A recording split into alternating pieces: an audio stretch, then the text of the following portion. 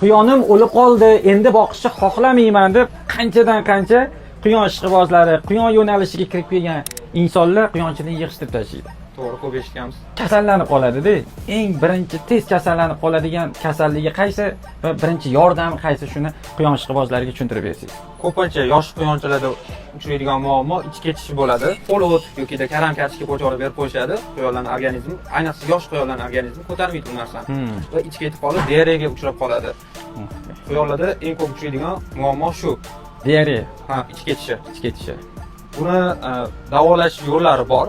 Oddiy yengil ko'rinishi bo'lsa, odam aptekadan prozolidon tabletkasini olib, bitta tabletkani shunda 5 gram suvga eritib, oddiy ignasi shprisda quyonni og'zidan ichirib yuboramiz.